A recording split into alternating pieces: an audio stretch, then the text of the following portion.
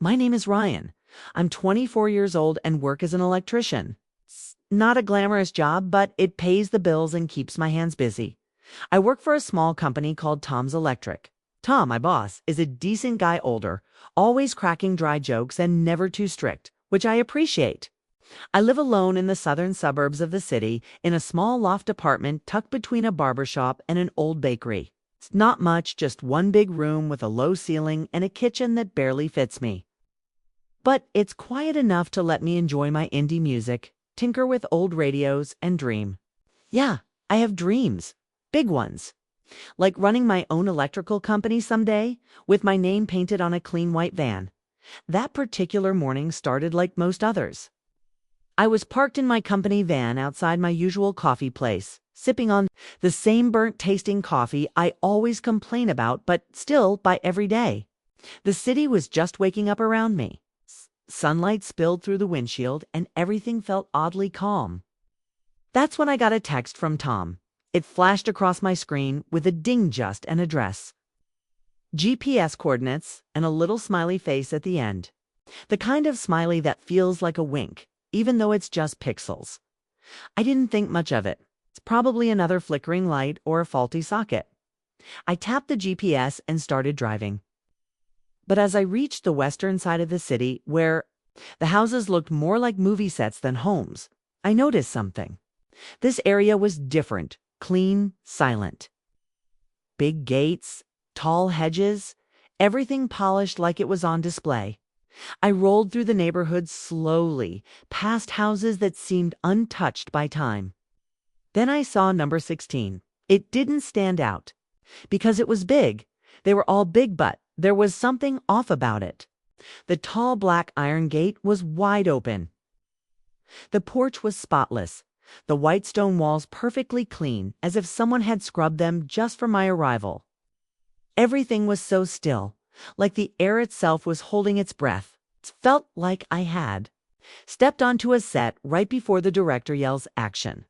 I shut off the engine, grabbed my toolbox from the back, and walked up the wide steps. Before I could even knock, the door opened, fast, almost like someone had been watching, waiting for me to arrive. And then there she was, standing in. The doorway was a woman who didn't just catch the eye. She captured the moment. I wish I could explain her in simple words, but she wasn't simple, not even close. She was elegance wrapped in ease.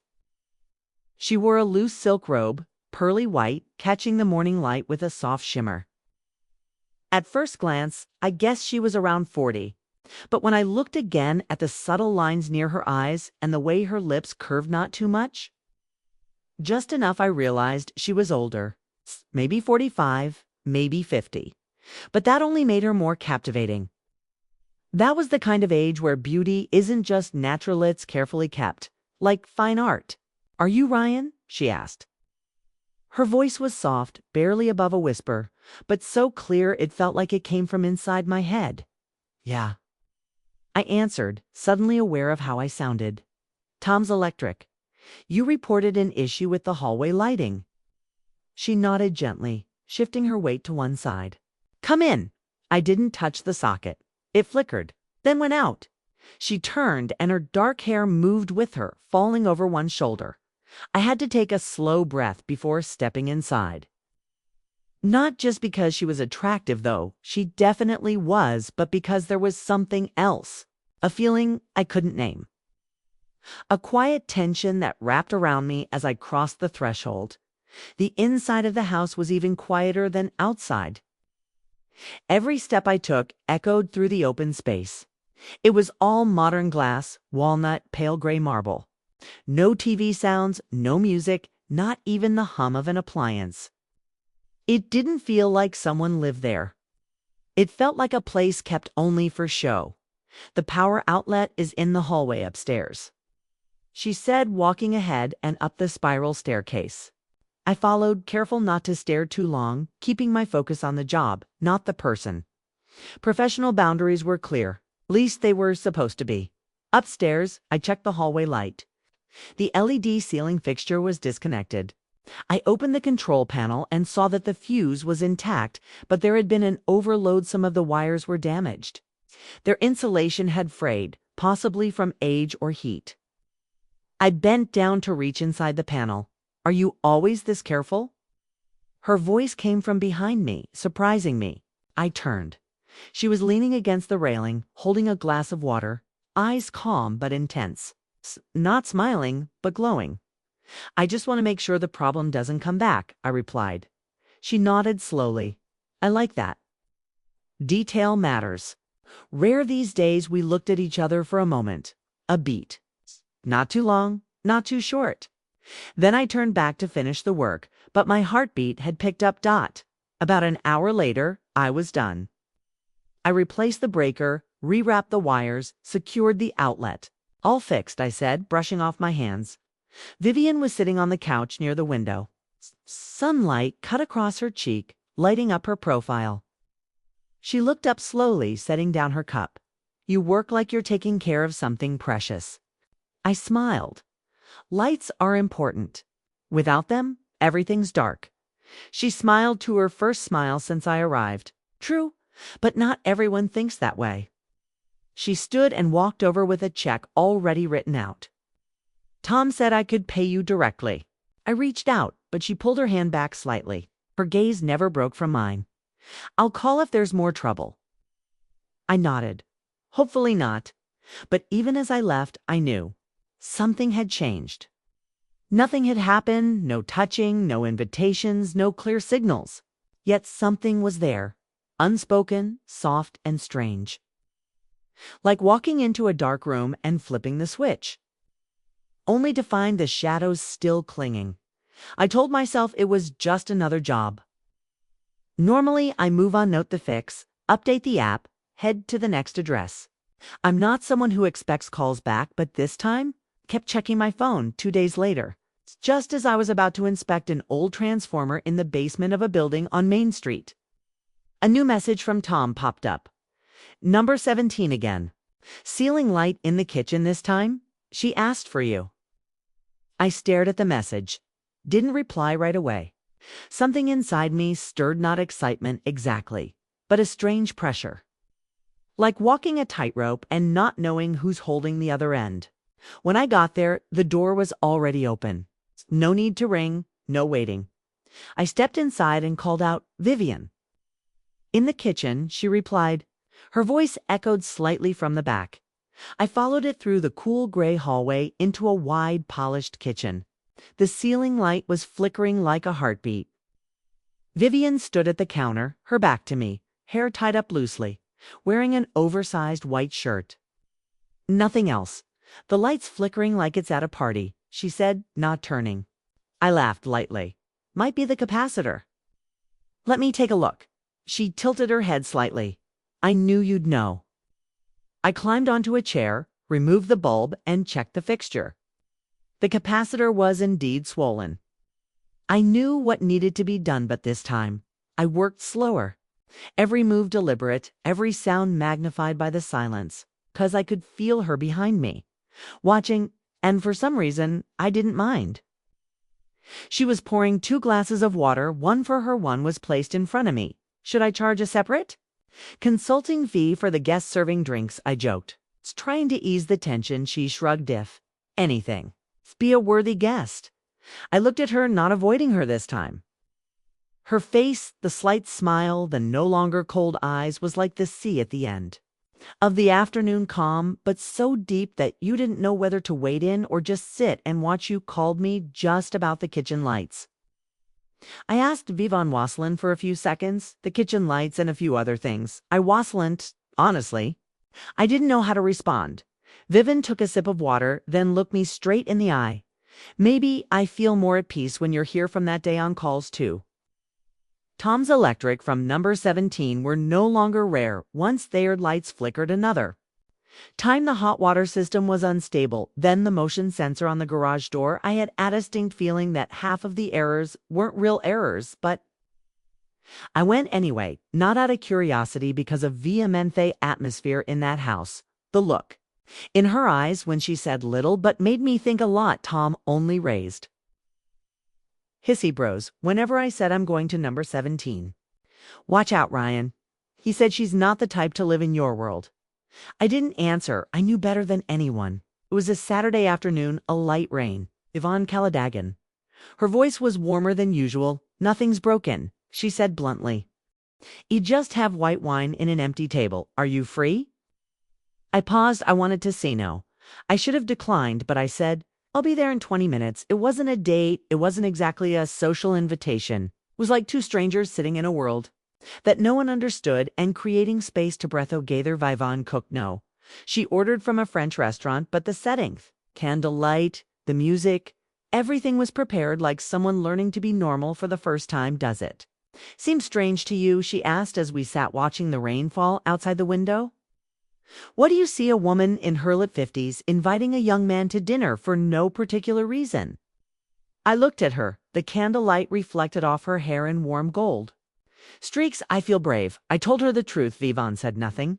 Shaggy's put her hand on the table near mine and then withdrew it. You're probably the only person I've met who I don't feel judged. I left that night when the rain had stopped. No kisses. No hugs, nothing. Just as I turned away, she called softly. Ryan, I stopped. Turned around next time he knew. Come over, I'll just call because I miss you. I smiled softly, nodded, then opally things. Keep breaking down steadily. After that rainy evening, I didn't see her again for almost 2 weeks. No calls, no messages. I began to think maybe she felt she had gone too far. Or maybe I hadn't gotten close enough. Maybe between us the so-called different worlds had begun to rear their ugly heads.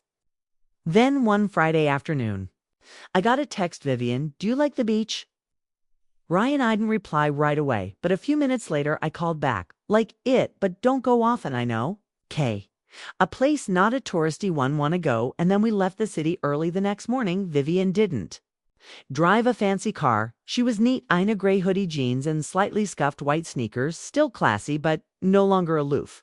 A change of pace. She'll save for both of us. I chose a deserted beach north of the city, nearly 3 hours drive from the city. I had been there with my father when he was still alive. We had brought a tent, sleeping bags, a can, off-grilled fish, a few cans of beer, and a water bottle.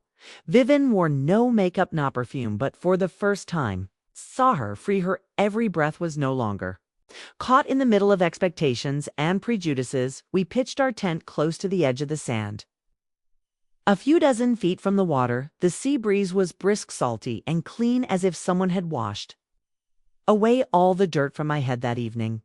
Sitting by a small fire under stars, Vivian told me about the first time she had been hurt. Her ex-husband, Richard, once a successful businessman, had turned their marriage into a contract. When his company went bankrupt, Vivian refused to use her own money to solve what she called the illusion, and in return, she was humiliated and left. You know what's worse than being dumb, Tryon? She asked. I looked at her, shaking my head. Being loved for your bank account. She turned to me, her eyes clear off tears, but her voice trembled slightly. What about you? Whoever made you feel small? I smiled wryly. Me, I never grew up to be shrunk, but I love someone. And she said I was too simple to have a future. Vivian chuckled. That's cruel. No, it was just honest. And that was the most painful thing. When we got into the tent, everything was quiet. Vivian lay on her side, facing me, breathing evenly. I lay next to her, my heart pounding like a drum. Neither of us spoke for several minutes that felt like hours then. She put her hand on mine. You know what she said softly? I'm not sure I want to live like I used to. I turned and whispered. And I'm not sure I can keep my distance anymore. No one initiated, no one took initiative. But as if by reflex, we gradually moved closer, our lips to shed not awkwardly, but as if we had known each other for a long time. She was no longer Vivan, the rich 50-year-old woman woved behind a high gate, and I was no longer the young electrician trying to live a decent life.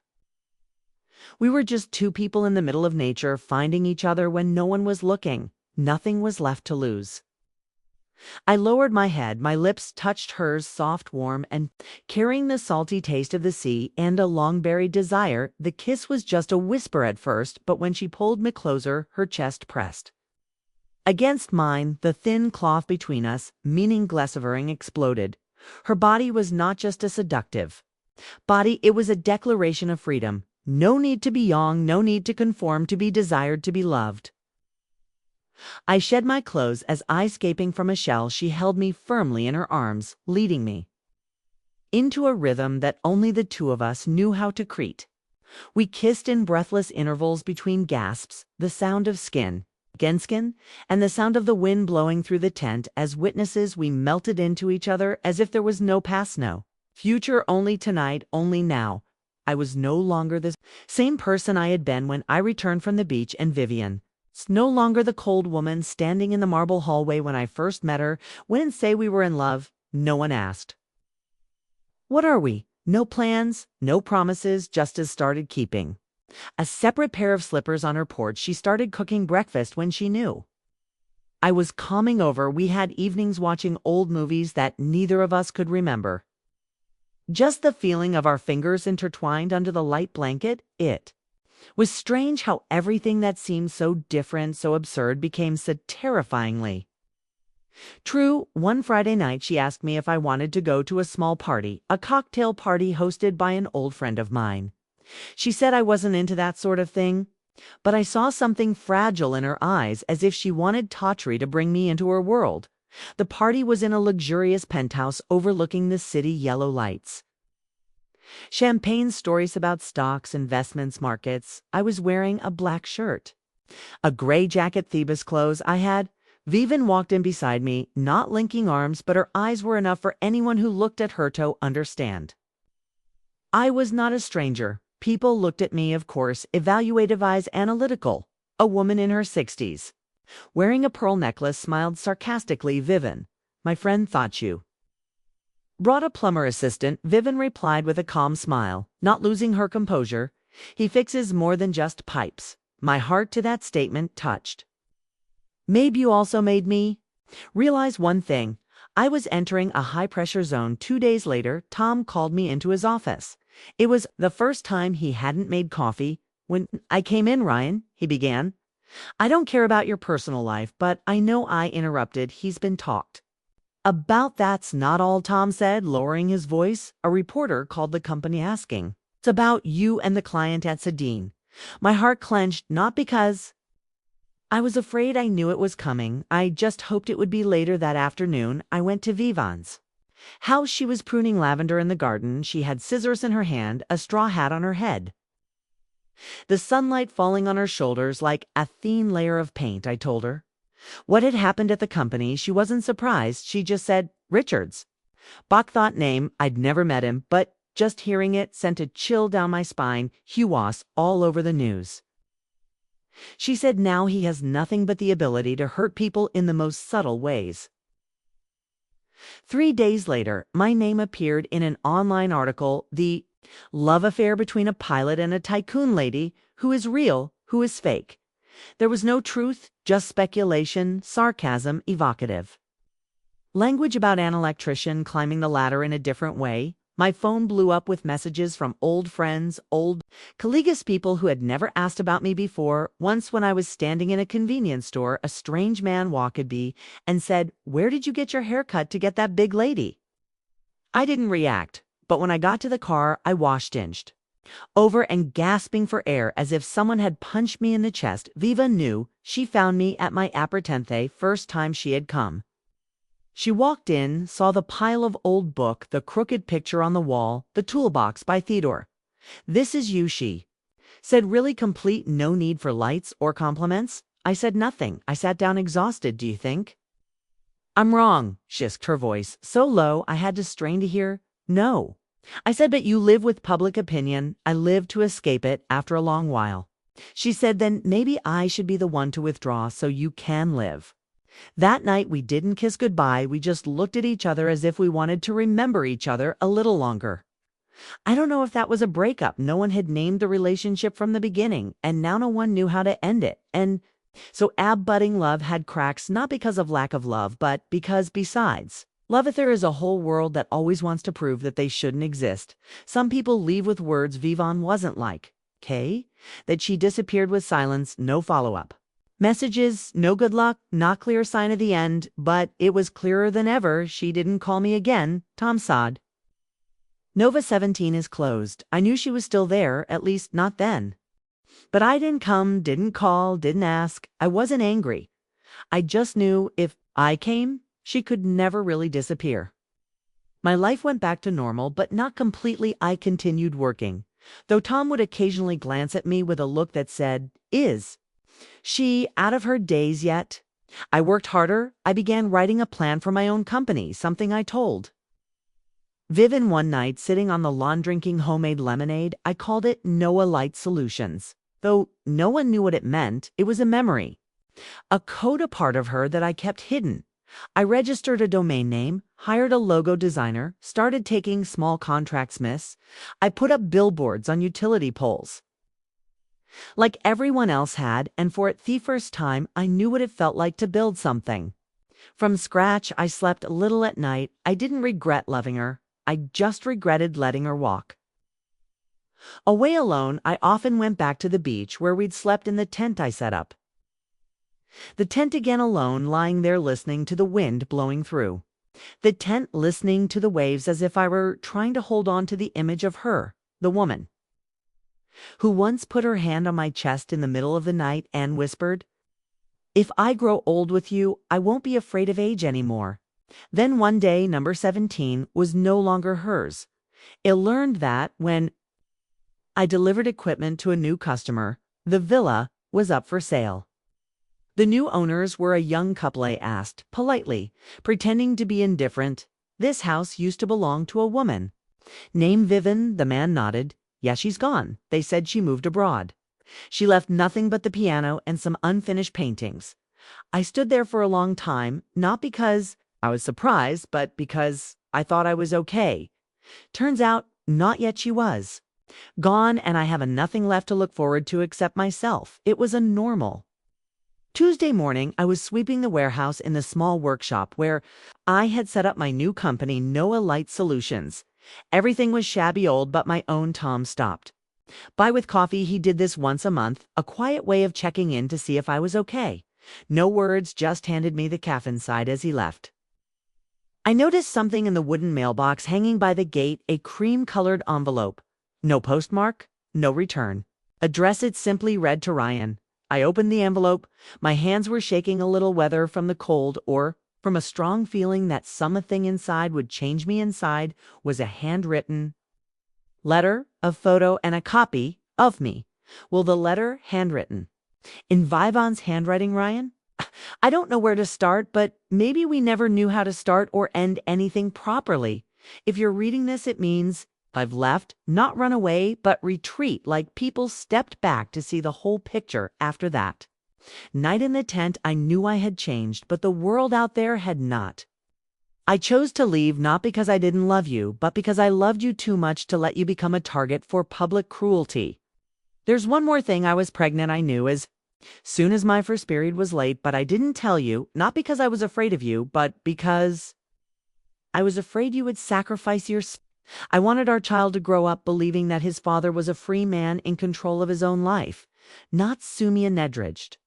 Down by a harsh gaze, I named him Noah, a little light for both of us.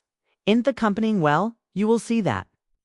I left the house, the studio, and a small sum of money, enough for you and that child to start if you want. If not, you can continue to live as you choose. Vivian. I sank to the floor, the photo falling from my hands. In it was a small boy about a year old with dark brown hair, eyes mine. No need for a test.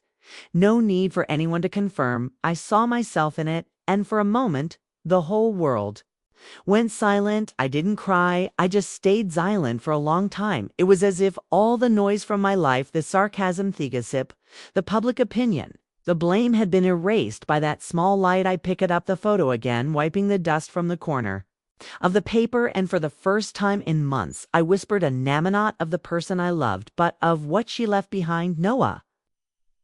I thought of all the scenarios that she would come back, thought I would find her through a trip, a picture, some clue, but Vivian had always known that she would retreat at the right time so that no one would have to chase after her, no one would suffer more.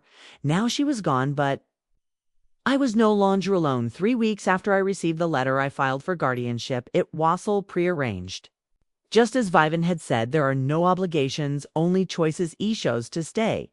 And for the first time, I didn't choose for myself. Noah, that little boy, had the look in Vivian's ice without makeup, when she was looking straight at someone without words. He held my finger tightly as if he knew I wasn't used to someone trusting me so much. At first, I didn't know what to do. I bought too many diapers. Giving hair arrange juice before she was a year old, calling the pediatrician because she sneezed twice. I was clumsy, tired, panicked, but never felt so meaningful. I took Noah to live in my workshop. That space was small, but we had pictures of Vivan all over the walls, a portrait I found in a pile of papers. Her sitting at an easel, her hair tied back a brush. In her hand, her eyes staring straight out of the frame as if she was still watching me every day on weekends.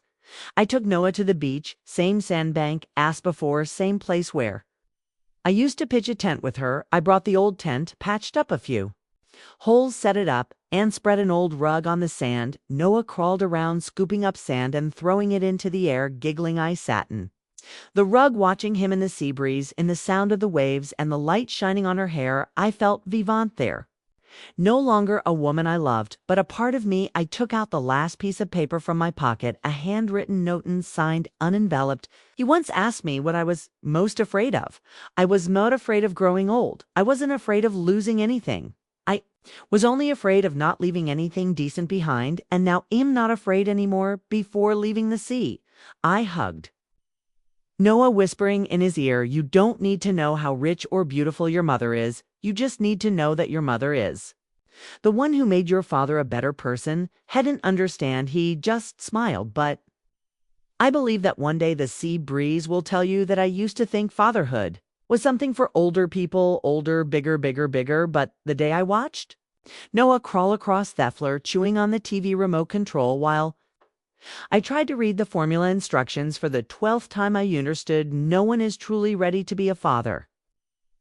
We are not born to feed, we learn. Those little creatures somehow grow. Us, the first few weeks, I revolved around Noah like a tilted planet, waking up 3 times a night, making watered-down porridge because I forgot to buy milk-wearing diapers, backwards calling the pediatrician because Noah sneezed twice in a row. But amid all the chaos, there were moments that made me freeze, as if time had slapped me in the chest. One night, Noah fell asleep on my chest. The little girl's hand gripped my collar. Asif, she was afraid I would disappear like her mother did. I gently stroked her hair and whispered for the first time, "Daddy's here." During the day, I worked the company Noah Light Solutions, Biganto, have stable contracts installing garden lights, residential electrical systems, several small office projects. I took Noah with me on a few short installation trips. The customers were delighted, calling him Little Boss. An old lady who owned a flower shop, after I fixed the LED lights outside the door, looked at Noah sleeping in the car seat. Tan smiled, looking at his eyes. "I know he won't lack love. His mother left a big gift." Young man, I just smiled. But then that afternoon, I couldn't stop thinking about Vivan. I fixed the corner of the living room into a small souvenir Cunera photo of Vivan smiling, wearing a sweater, sitting in front of an easel. Apricot silk scarf. She used to tie her hair, and the last letter, I laminated it and placed it in an oak frame. Not tourship, but so that Noah would grow up knowing who his mother was. Sometimes at night when he was asleep, I would sit alone on the porch. I no longer waited for a text from Vivian. I no longer searched for her name in Google search results. Like before, I began to understand there are people who love you by disappearing. So you can live your life to the fullest, but even in that disappearance, Vivian never really left. I watched Noah play with the plastic screwdrives and was startled to realize that the way he tilted his head, the way he looked up, it was Vivian miraculous, liking back to life, and I knew I was no longer just Noah's father. I was Remakinga, part of Vivian. Through every hug, every meal, every nighttime story, I thought my life would be limited to switches, fuse and 3-pronged outlets. But then I had kids, and when you have kids, you don't just learn how to survive. You learn how to build a future. Noah Light Solutions was no longer a name scrolled on a cardboard box. I hired an employee. I had long-term contracts with 3 apartment buildings. I learned how to create invoices, talk to customers, and Evan started designing uniforms, a simple t-shirt with the words on the back, "Let there be light." The slogan was my ID bet. One day, Tom chuckled and said, "That sounds like a prayer." I just said, Yahivari Light starts with hope. Tom came around more often. He still didn't ask about Vivian, but I knew he understood one weekend afternoon as I was putting up my new nameplate in front of my office. Tom stood there sipping his coffee and said quietly, "You're not the same person I hired you at 22, Ryan." I looked up at him smiling. No, I think I'm the version of myself I want. Noah to be Tom put his hand on my shoulder and patted me. No more words were needed a few weeks later. Received an invitation to a small electrical conference in a nearby town, an event that brought together equipment suppliers, utility companies, and local startups. I brought Noah along since no one was watching him. He ran around among stands advertising electrical outlets and sensor lights. It's making more than a few people stop and laugh. A middle-aged woman approached. "What's your name?" I smiled, sat down, and adjusted his hat. "Noah." She froze for a second, then she said softly as if she realized something. "I know someone who said if she had a son she would name him Noah." I stood up. "Mine's when still Vivian," I said. She nodded. "I'm an old friend of hers. She talked about you a lot, but no one knew where she went." I didn't ask anymore. I had heard enough. She talked about me a lot that night after one had taken Noah home and put him to sleep. I sat alone at my desk. I took out the old letter from Vivian and read it again. The words were the same, but the meaning had changed. I suddenly felt something strange. Vivian had never completely disappeared. She had put herself in the right place to find myself, but I still couldn't quell a lingering question if she left because of love. Because of protection, then why did she leave behind the only thing that could pull me back? I had knowns were, but that night, for the first time in months, I dreamed of Vivian. She stood on the beach, her hand raised in a gentle wave.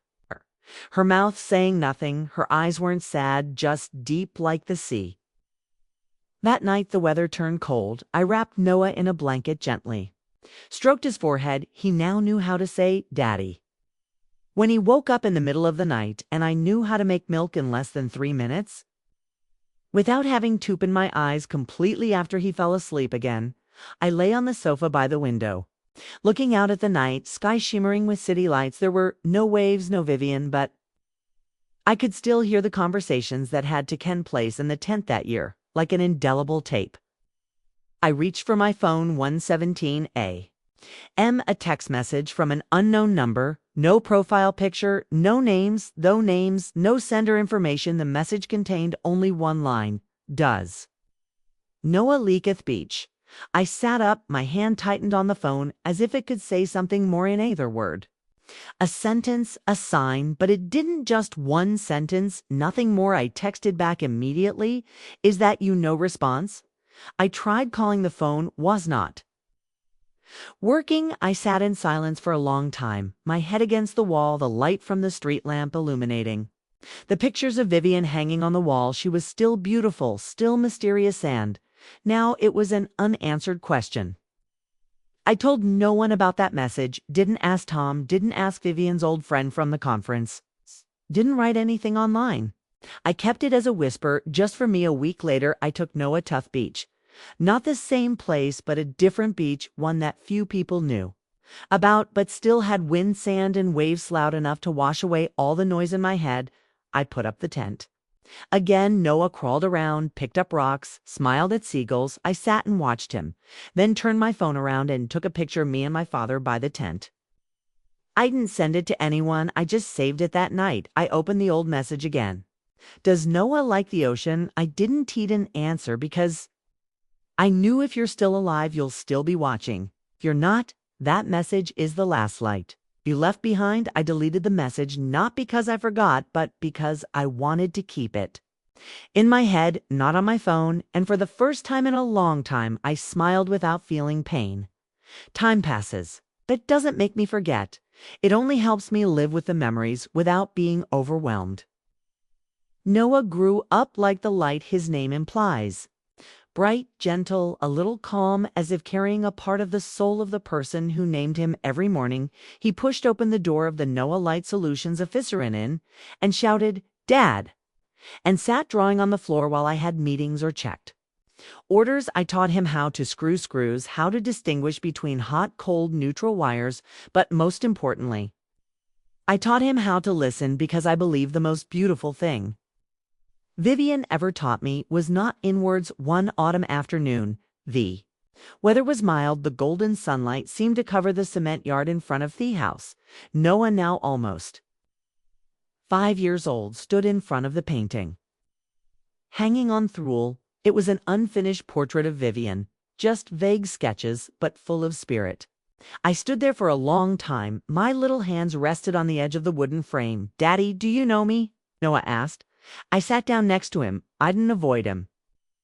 "I know very well Mommy used to sit here right where you were standing, and she used to say if you were like Daddy, she would know even with her eyes closed." Noah smiled, his eyes sparkling, but not sad. "So did Mommy Everhold."